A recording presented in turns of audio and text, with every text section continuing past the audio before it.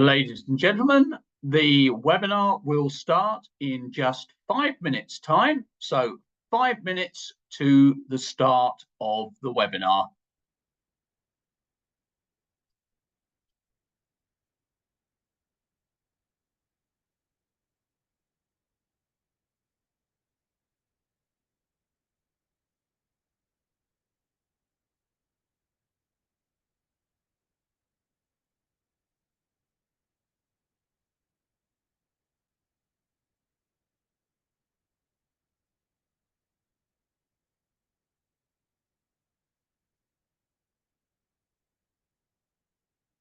Ladies and gentlemen, the webinar will start in just 4 minutes' time. So we are 4 minutes away from the start of the webinar.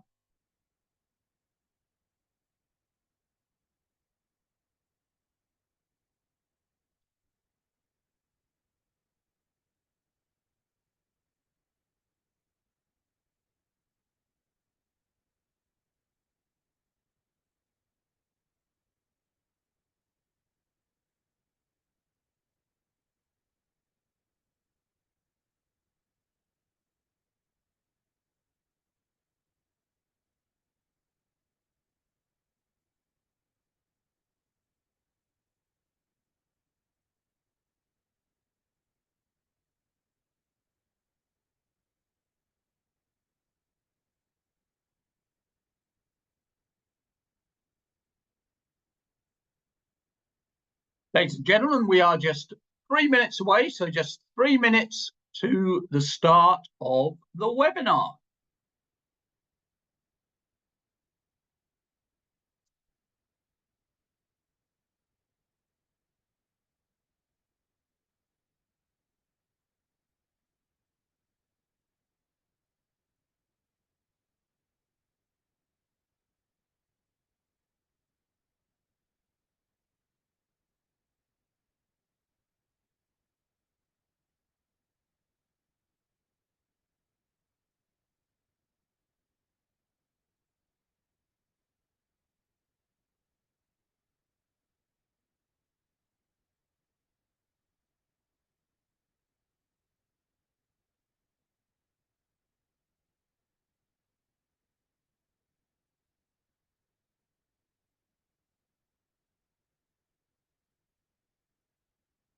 Ladies and gentlemen, just 2 minutes to the start of the webinar.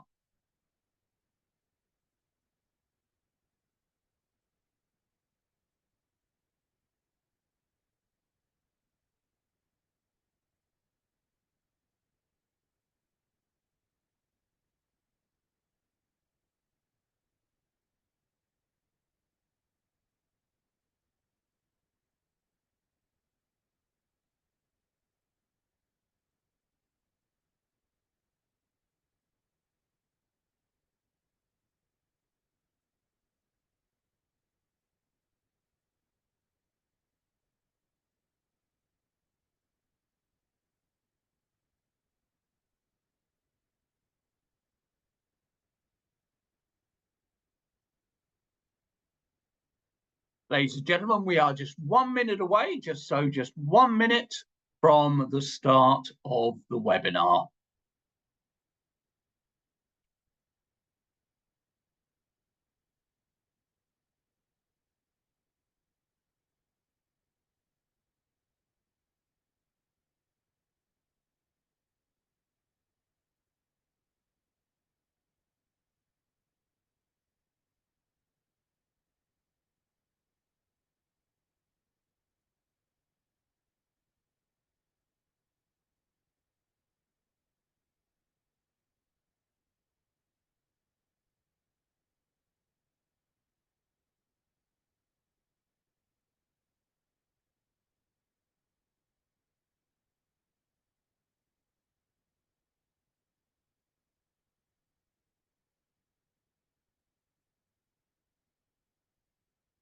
Ladies and gentlemen, welcome to the webinar. We are covering a very, very important topic this morning, afternoon, evening, wherever you happen to be, and it's co-selling what does it mean, and how do you implement it? So I'm going to do a couple of introductory slides before I introduce our fabulous panel today. So basically, let's get started. So a reminder that we have our Channel Focus in-person conference in the fabulous Dana Point Resort in California on November the 11th to the 13th. At the event, for the first time, we will have a Women's Leadership Council Awards Gala Dinner on November the 13th, and the Women's Leadership Council meeting following Channel Focus on November the 14th. So if you haven't already registered, and many of you have, please click on that link, scan it, and we have a limited reduction in price to $19.95. So click on that link and register now for Channel Focus. Join over 300 colleagues at the event. And as I said, we have the Women's Leadership Council Awards, and we are looking for nominations at the moment. Women's Leadership Council has been a fabulous advocate for women who have helped other women in the channel.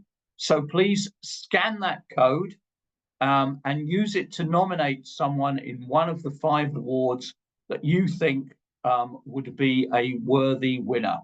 So scan that now if you have a woman that you know who's been very instrumental in helping other women succeed and really helped drive their careers in a number of different ways. So at the bottom, you've all used Zoom before. There's the chat button. These sessions, in fact, they're already starting to be quite lively. So please, if you hear something, if you want to add a comment, add a question, whatever it happens to be, please feel free to click on that chat button and contribute to the session. It's not just about us. More importantly, it's all about all of you who are on the call at the moment. So enough from me. I am going to introduce our 3 panelists to you. And so they will now all come in. And our first panelist is Cassandra Gholston, and she's the CEO and co-founder of PartnerTap. Cassandra pioneered the co-selling software category and helps the largest public companies build high-performing co-selling programs. As I said, she's the CEO of PartnerTap, the leading partner ecosystem and co-selling platform for enterprise companies. And she's also passionate about giving back with a focus on charities around autism and youth. So Cassandra, tell us a little more about PartnerTap. So thanks so much for having me, Rod. You know, PartnerTap, we've been around since 2016. Prior to founding PartnerTap, I was living the world of co-selling with partners, and really excited for today's topic. Thanks so much for having us. Fabulous. And our second panelist is Jules Johnston, and she's been an SVP of Global Channel Sales, and she previously led Equinix's Global Channel Sales team, and that's the team that helped partners leverage the platform at Equinix to help shared customers achieve their digital infrastructure and transformation objectives. She's passionate about integration, talent development, and problem solving of all kinds. And above all, Jules is committed to collaboratively driving success, understanding and championing the voices of the partner, the customer, the employee, and the team. So Jules, tell us a little more about yourself. Thank you, Rod. So, you know, I'm a 30-year channel veteran, which I know ages me greatly here, but both public companies experience like Lotus, VeriSign, Equinix, you mentioned, where I spent most of the last 9 years, but also small venture-backed startups to help them stand up a wide variety of channel models, including co-selling, and very excited to be here today. Fabulous. And our third panelist is Akash Singh, and Akash is the go-to-market strategy lead at Mindmatrix. He's responsible for the partner programs at the company. He's got 12 plus years of experience working in both direct and indirect sales, and he holds an MBA degree with a specialization in GTM strategy and channel management. So Akash, tell us briefly about Mindmatrix. Thank you, Rod. Thank you for having me here. So I lead go-to-market strategy at Mindmatrix. Those of you who don't know about Mindmatrix, we provide one unified platform to manage your traditional channels, alliances, and influencers. So you can basically run all your partner program operational processes, or you can manage end-to-end operation around partner program for each of the partner types that mentioned. Now, Rod, I'm pretty excited about today's discussion because co-selling is one of my favorite topics. And I'm saying this because I'm responsible for managing and developing this co-sell motion within Mindmatrix, and at the same time we help our clients in managing the complexities and processes around co-selling. So happy to be here. Fabulous. And Cassandra, I'm going to start with you. And my first question is a dead simple one. Co-selling, what is it? Describe it for our audience. So co-selling, my definition of co-selling is the act of collaboration between salespeople. So I think, co-selling is really a verb and it's an action. I think there's a lot of different definitions out there. And I think a lot of companies talk about co-sell as a transaction through marketplaces with the hyperscalers.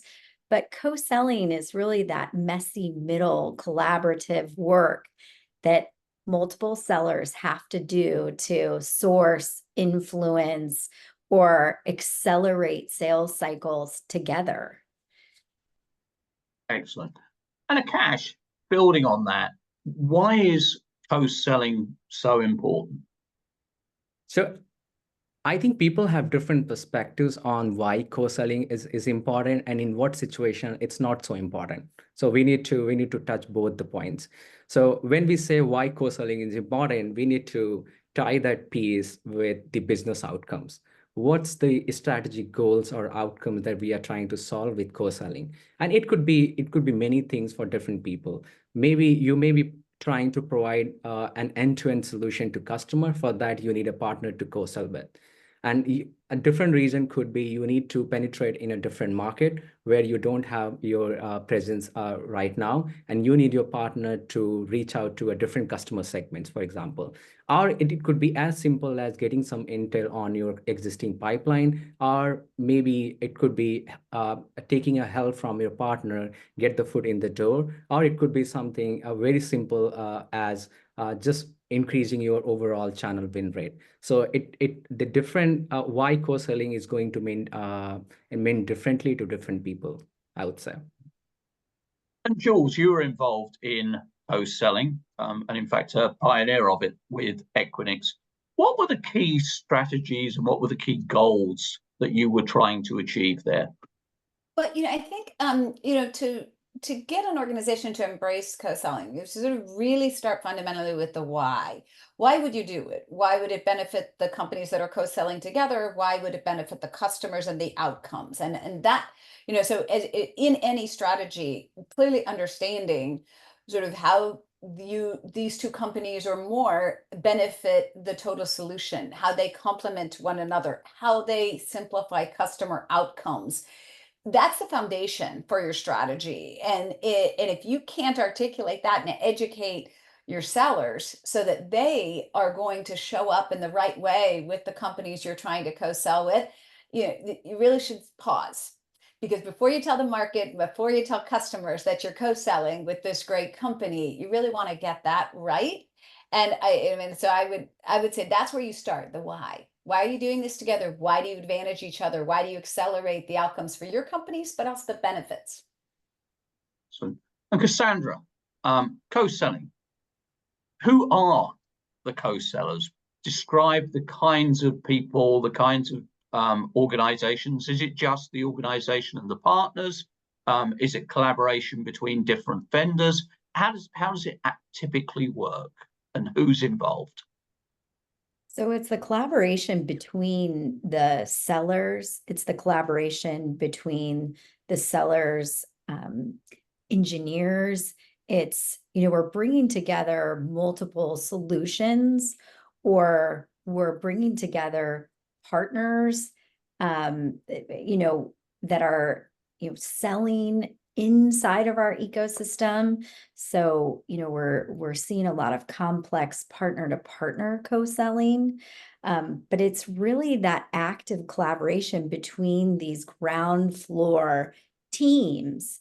And it's interesting, I was on a panel with Greg Serafin from EY, actually just retired from EY, and he talked about these orchestrations between multiple partners, and how, sometimes you might have 12 different companies that are coming together to solution for a customer. And in a co-sell, really the buyer or the customer really can only hear from two people. So if you have multiple parties involved, there's a lot of enablement that has to happen between the sellers of who takes the lead on the deal, who is going to speak to the customer. And so that orchestration, I mean, we really talk about it as the messy middle, is difficult. And if a buyer can only hear from two people, and really, get the understanding, there's a lot of account planning and strategy that has to go on to accelerate these deals and make co-selling actually work. So how do you get in that situation, Cassandra, because people are actually going to have to back off and say, I'm part of the deal, but I'm not going to be one of the key people talking to the end customer. How do you actually get people to back off, which is quite difficult to do? I mean, maybe I'll say, I mean, not easily, by the way. Salespeople aren't by nature sort of auto to back off. That's not their first instinct. So I mean, I think in my experience, they have to understand that no one technology vendor owns the customer anymore. That companies are trusting 6 to 7 partners on their journey. And I think, Cassandra, you make a great point. At any one point in time, there's a few that are their primary advisors. And if you don't understand who else is talking to your customer about different elements of where your solution is going to intersect, you're really flying blind, and you're really trying to sort of maybe sell your technology, your answer in a bit of a vacuum is really, I think people are recognizing now that's so much less effective than understanding the customer's digital transformation or the customer's AI initiatives and project are going to take different technology vendors coming together to deliver it, since no one of us does it all. And that humility to understand you're a piece of a larger solution. Those are the ingredients, Rod, that could get the sellers to back off with confidence.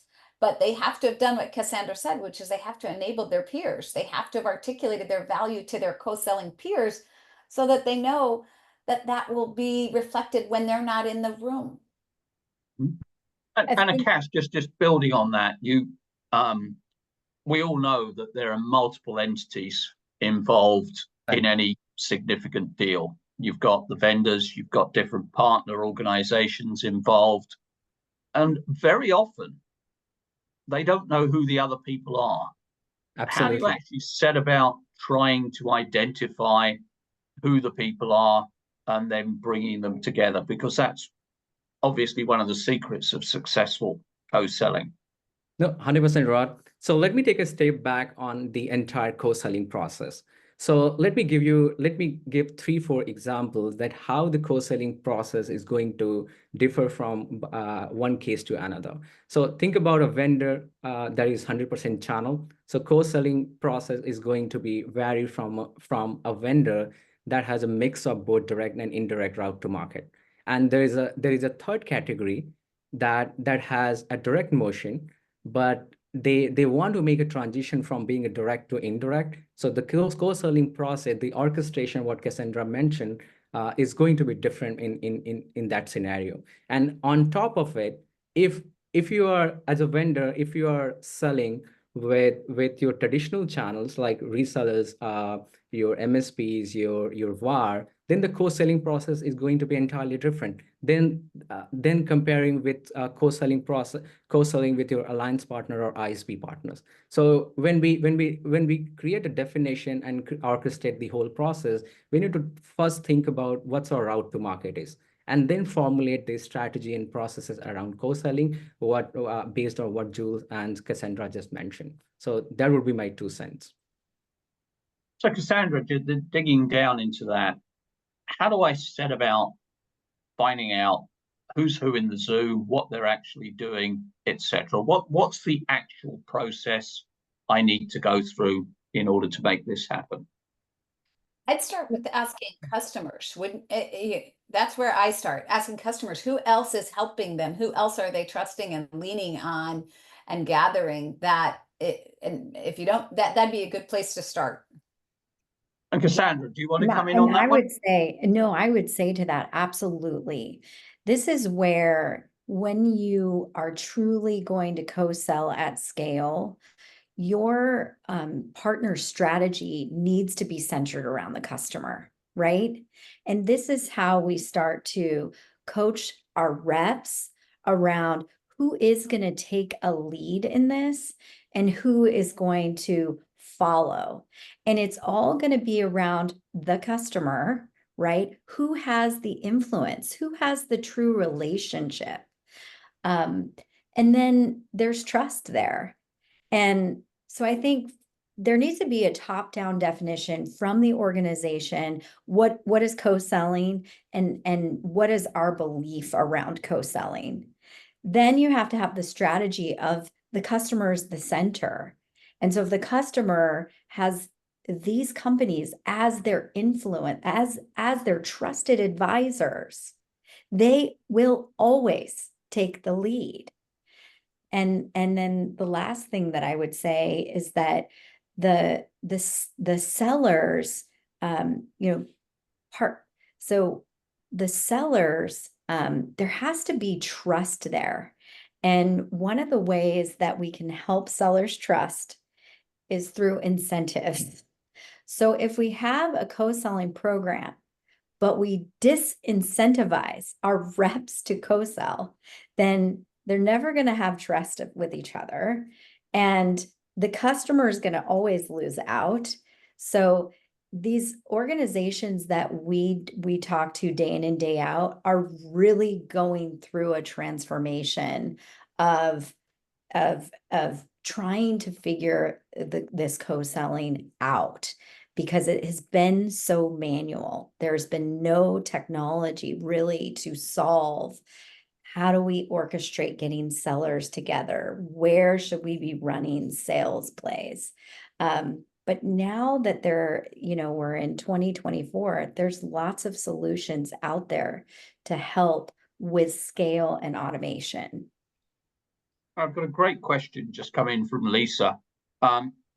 You talked about incentives to encourage co-selling. What sort of incentives, what sort of things are you, A, what are the incentives, and B, what are you incenting people to actually do? Work together.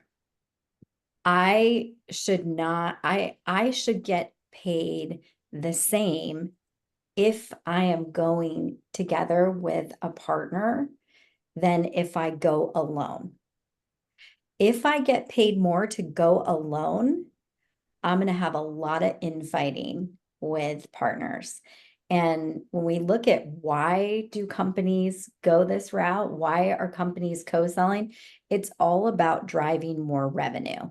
And the way that we drive more revenue is we get the influence, the person that has the relationship with our customer or buyer, to influence, to accelerate, to source our deal, because they have the ear of the customer. So I think from my experience, Rod, if we can convince sellers that, hey, we are going to shrink the cycle of your entire sales process, or going to increase the overall deal velocity if you bring the customer in. So I think in most cases, they would be happy to bring a customer in and have a discussion around how they can be more collaborative with their partners. So I think that there are some intangible benefits and there are some tangible benefits where you can incentivize not only your sellers, but also your CAMs and PAMs so that they become the part of the entire deal and they can help sellers move the deal faster. So we need to think from a 360-degree perspective that it's not just the sellers when it comes to collaborate and co-sell with the partners. There are more entities involved in the process, and maybe there could be more than 2 partners. There could be more than 3 partners. So how we can orchestrate and create a process around incentivizing every stakeholder and collaboratively making sure that we are able to move the deal faster and increase our overall deal velocity. So I think if we can think from that perspective, then definitely we will have a win-win situation for all of us. Akash, I think that what you're saying is spot on, and that's why it's so important for companies to invest in actually the tracking and providing and surfacing of visibility into this activity and to what it yields, because resting solely on anecdotes and hunches about which co-selling activities advantage your company is a really tough sell internally to sustain momentum and to get commitment to the internal enablement and to get consistently. But if you can track the partners that you're co-selling with, and if you choose the right ones, you're going to be accelerating your deals, you're going to be accelerating your add-on sales, you'll accelerate your stickiness and your customer retention because you've chosen the right co-sell partners to complement your solution and therefore accelerate outcome to the customer's benefit. So that even if you don't have a co-sell partner is often, in most cases, not papering it. So you don't have that transaction in the same way in your system. You can easily point to that reseller that did the deal.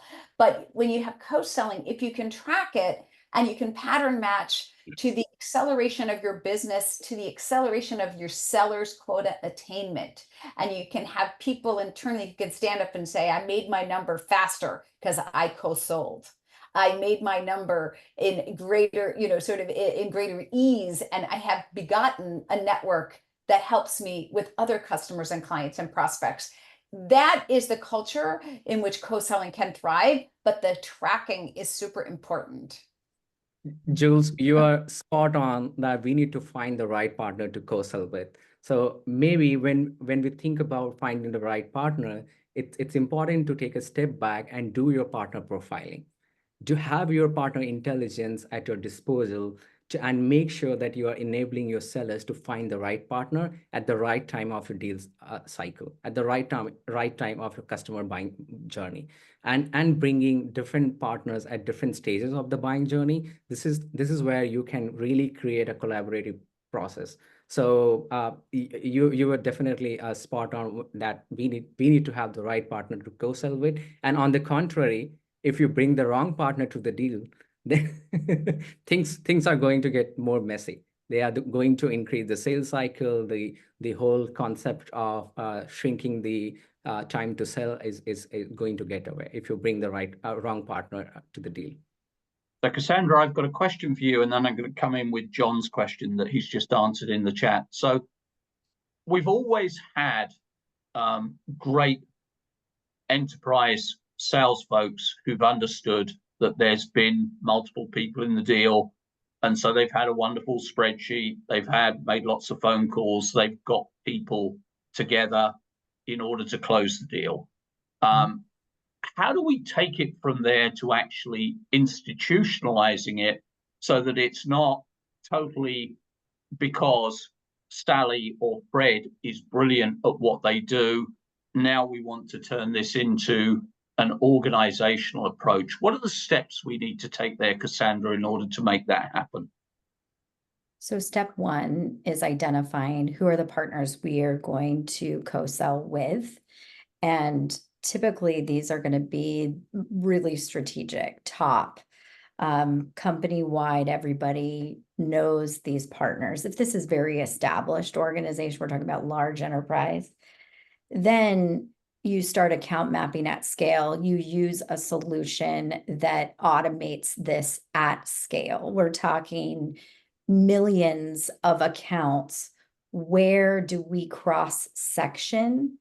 And then we get very proactive, where we are orchestrating pipeline before deals are even generated, right? Because today what happens is we can only account map on a certain segment. I mean, it's like 20 accounts, 150 accounts, 200 accounts. It's these small batches.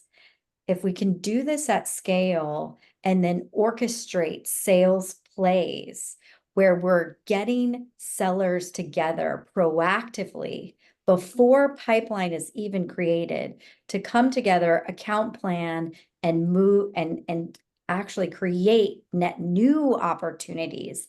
That's what we see true scale becomes, where the partner team, the partner account managers are becoming more strategic, proactive, because they're not getting inundated with, can you map these 20 accounts? Can you, like, it's proactive sellers coming together. So that's what we see. And I see John's question and answering the incentive question here. This is where we are only going to co-sell with top partners that we've decided, we've predefined. And we're doing this because this is a board level strategy, right? These are the partners that we are going to market with that are going to move millions, potentially $1 billion in revenue, right? That's where we incentivize. Now, so I'll pause there, but that's how we see and companies that we're working with. You know, Cassandra, you mentioned that it has to be so top down. And Rod, your question was, how do you make it routine? How do you make it standard? Leaders have to model this. Like, leaders of those few top partners, like Cassandra's talking about, have to show up together in front of each other's sales teams. You got to show up in front of each other's sales kickoffs. You've got to show up in front of each other's partners' channel sales, all hands calls. You've got to have that credibility that these are the few and we're together, and why. And there's another comment in chat, like, without a why it fails. Definitely.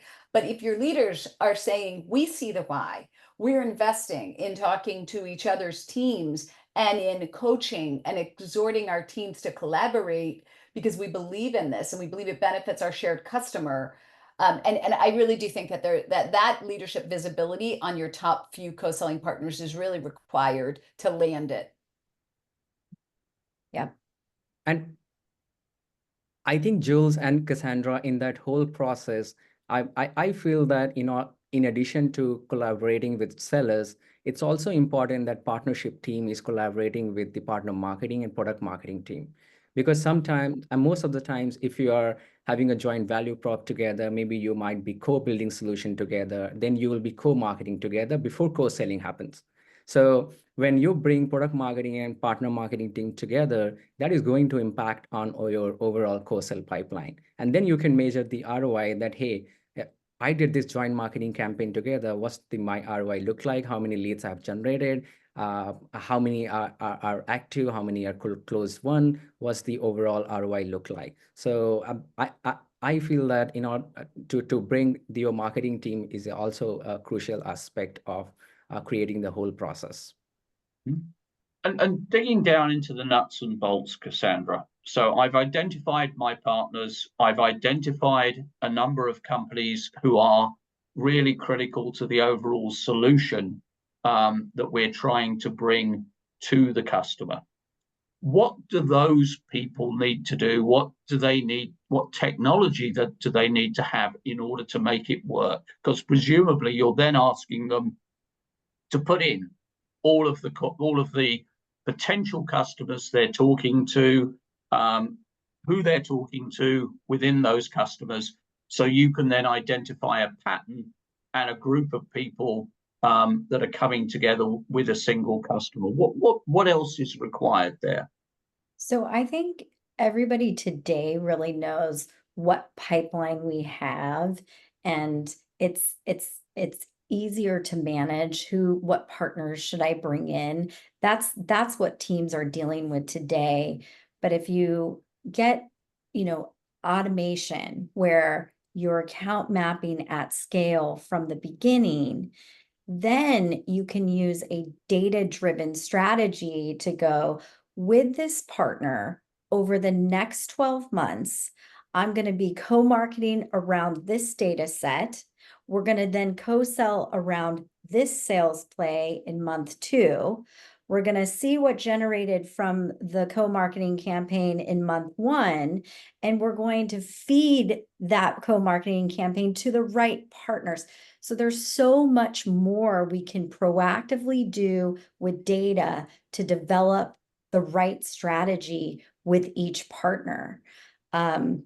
So that's what I would say from the beginning.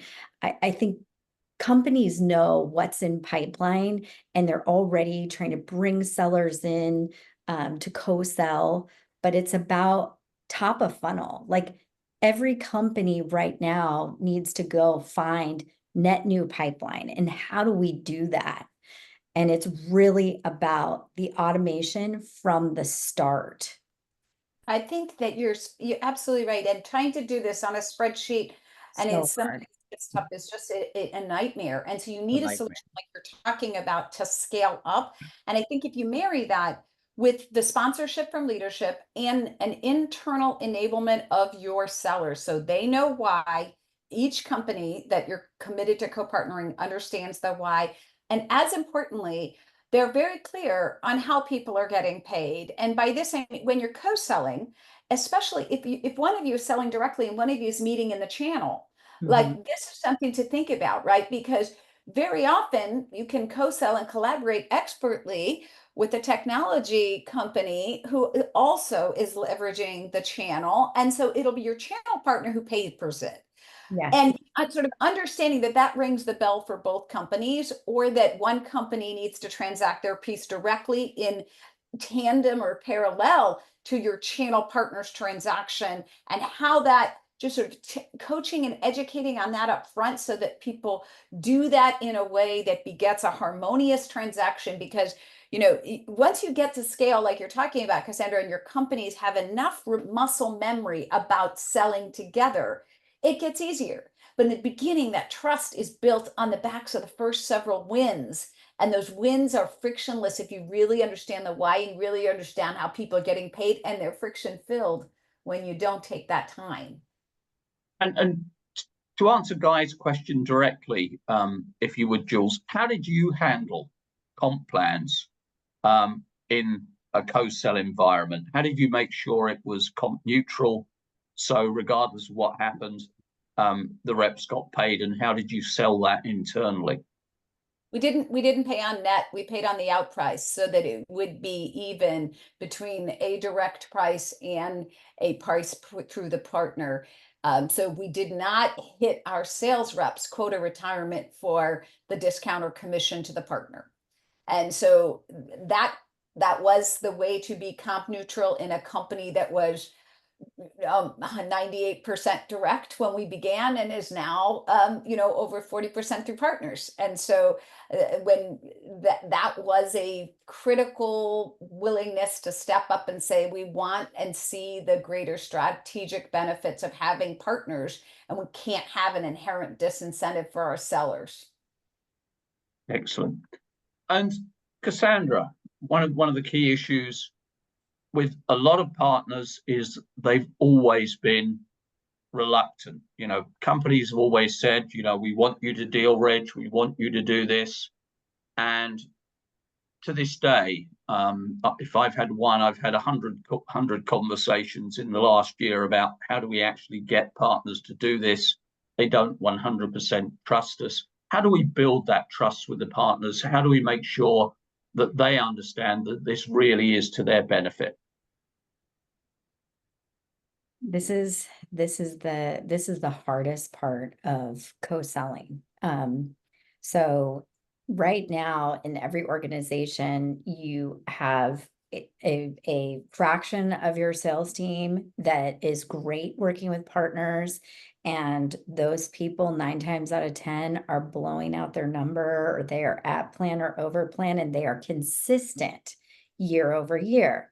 You have a middle tier that really wants to work with partners, but it is extremely hard. And then you have that low tier that just will never do it. They're always going to be adversarial.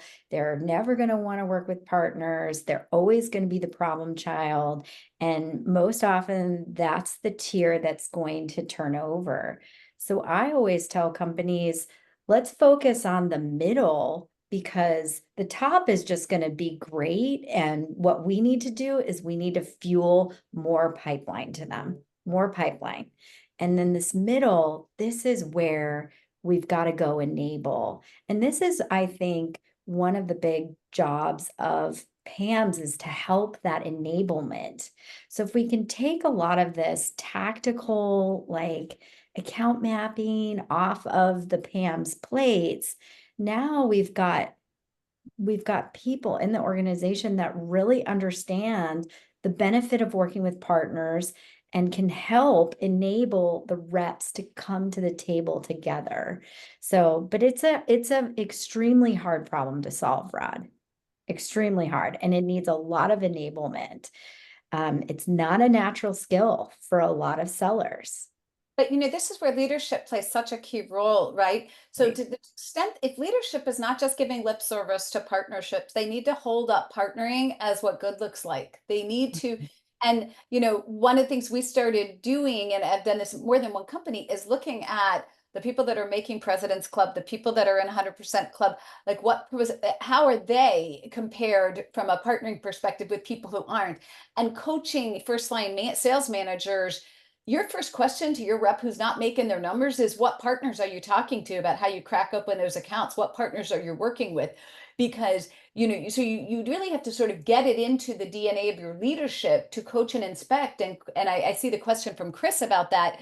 And, we spent a lot of time saying, look, you cannot, as an individual, damage the partnership for the greater company. Your peers and all of us are counting on the collaboration with this company. You got to keep the larger relationship in mind. You need to get along, and you need to show up in representative of the company and the strategic nature of this relationship. You need to be able to demonstrate that you get that, and you are an effective ambassador of that. So you need sales leadership to buy off on training their people, holding them accountable for good partnering behavior, holding them up as what good looks like. And without that, the channel team can never truly win the hearts and minds. The field sales, direct sales leadership has to join forces there to get that landed.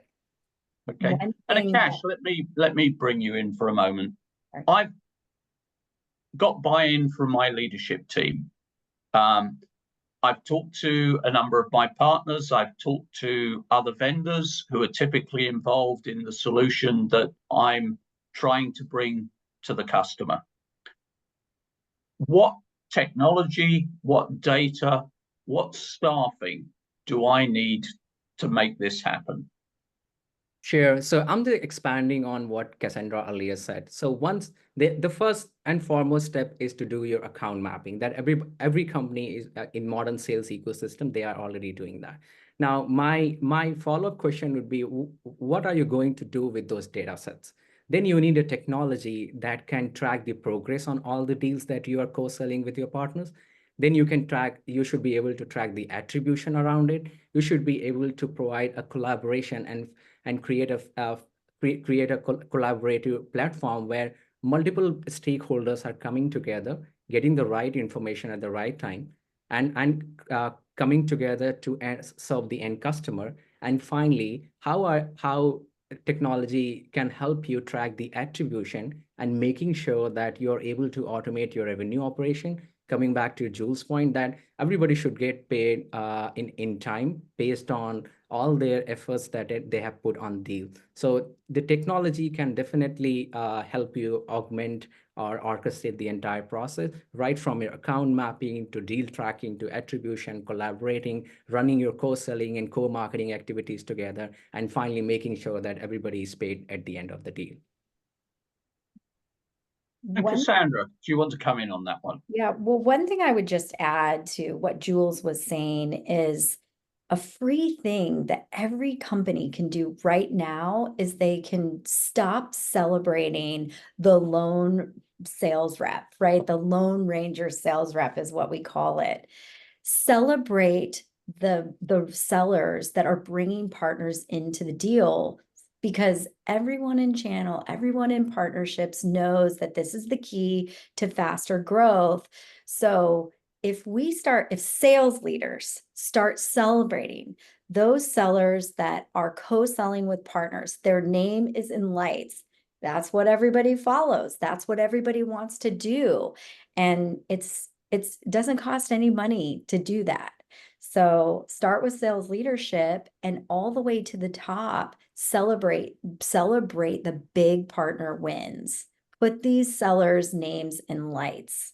I think that's actually, I've never had it succeed without sort of holding up their peers as examples and having their peers actually espouse on how it made them more successful, faster. The other thing I would advise anybody who's listening here is thinking about how they go after this. If you get a good partnering culture across your sales force, they can be friends with and network with any number of companies at their accounts. However, to get it off the ground and establish some consistency and muscle memory, I strongly advocate choosing just a couple that you're committed to co-sell with, that you're going to sort of really enable around, so that you get that buy-in from management, and you pick the companies that are most logically adjacent to your solution in the eyes of the customer. Think from the eyes of the customer, what companies are most logically adjacent to your product and services value proposition, that you can be the most effective advocates for one another, that you can understand their story because it's so closely entwined with yours. Start there, because you can add a few other strategic co-sell partners, but think really closely about the most effective use of your time. Who's right there in that conversation? The customer's thinking about that decision. What other companies? Go there first. Mm-hmm.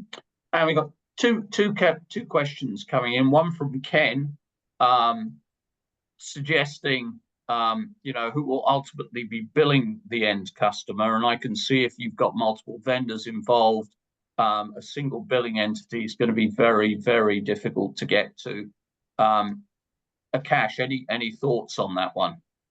That's why I said once you start interacting with multiple parties on a deal, you need to track the attribution. You need to track the conversation, that who's involved on the deal right from the outset, and how all the multiple stakeholders are collaborating together. That's where the technology comes in, making sure that you are able to track the whole journey of your deal, and you want to make sure that everybody is getting paid with the accuracy and speed, and so this is where the technology comes in and come to the rescue.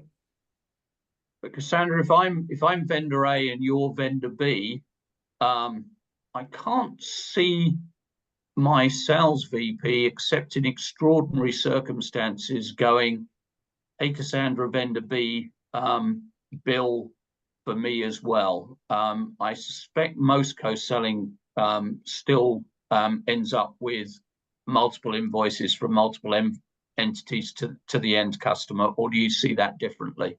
It just depends. It depends, and so I think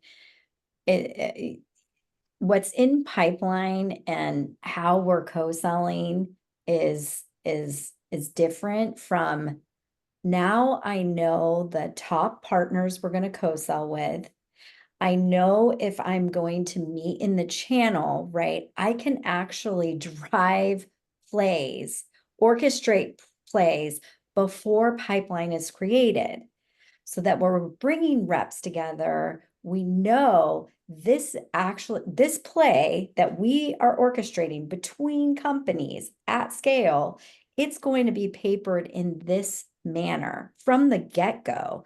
So what we're talking to companies is, how do we proactively do this, right? How do we bring teams together? And so if we're meeting in the channel, or we know that this product should be delivered through channel, we know that up front.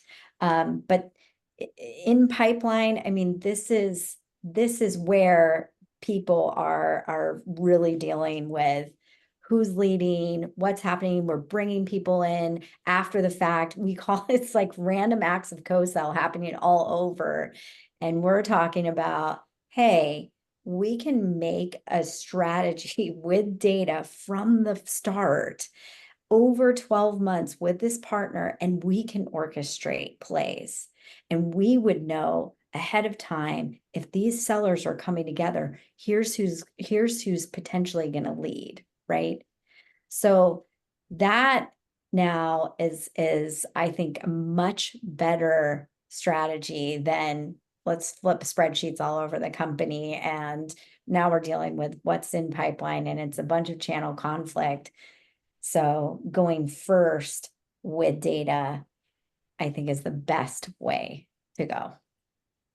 Rod, can I forecasting question that's in the chat, just as somebody who's done a lot of that? I would not, it has not been my experience that it's been easy to separate the forecasting from where the transaction is occurring. So what I've seen most effective is you keep the forecasting where the transaction, so if the transaction is happening through your channel partner, be that your distributor or your reseller, or it's happening directly, you don't change forecasting accountability, and you don't want to have a shadow forecast.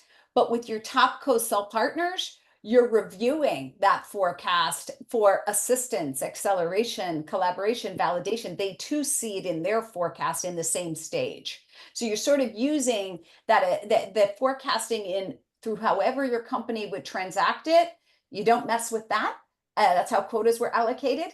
And so you go with that, and then you have sort of a shadow collaborative review of your forecast with your top co-sell partners to make sure you're applying enough light and heat on all the big opportunities. Excellent.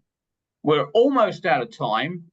We have a question from Mark. Resources and accountability. How do you quantify sales support, i.e. pre-sales marketing, where co-selling is involved? And do you require partners to invest in sales support or provide it? And Cassandra, if you look across all your customers, what would be a broad answer to that question? Because I'm sure it varies enormously from company to company. It does. And so I think the larger organizations have more resources to, number one, orchestrate, to enable. But again, it's all about top down. And so if we don't have a top down strategy, if all the way down to the sales leadership are not aligned, then it is chaos. So I think a lot of companies today are experiencing chaos. Maybe there is a top strategy, but once you get to the VP level, it is not, like the sales VPs are not aligned. We see that a lot. So there's a lot of transformation and change that needs to happen in these organizations. And co-selling is just going to get bigger and bigger. And Salesforce just released their state of sales report. And the number one thing on that report talked about how 84% of companies that were surveyed said that co-selling has a bigger impact on revenue than it did a year ago. And within 12 months, every company on that answered the survey said that they plan to sell with partners to grow faster. So without automation and without a top-down strategy that goes all the way down to the field, yeah, we're going to have this chaos. And I'm now going to ask the same question to everyone, and I'm going to start with you, Akash. If you had one really good piece of advice for someone who wants to embark on a co-selling strategy, what would that core piece of advice be? Find the right partner and have a partner intelligence and profiling in place before you even think of creating your co-sell program. Excellent. And Jules, you've been there, done it from the vendor perspective? I think make sure that you've got that leadership buy-in Cassandra is talking about, and talk about what that's going to look like. It's not nodding around the table at a leadership meeting. It's actually cascading that down through your sellers and holding them accountable, and actually morphing the way they sell today to be more inclusive and more aware of the partners that are active in their accounts. And I mean, it's changing what good looks like, because ultimately will make them more effective. So I would invest heavily there. Excellent. And Cassandra? I would say, you know, if you have the right partners in place, it's time to put technology in, and definitely have that buy-in top down. Customer is always the center of the co-selling strategy. Fabulous. Jules, Cassandra, Akash, thank you for some really, really enlightening comments on how to develop a co-selling strategy. I've learned a lot. I'm sure everyone on the call feels exactly the same way. So really, really good job. Thank you so very much. And for the audience, we obviously want your feedback. As you drop off the call, you'll be looking at a survey. If you could just spend 1 minute just completing that survey, we'd be very, very grateful. We do look at all the answers. But once again, Jules, Cassandra, Akash, thank you very, very much indeed. Thank Thank you. you.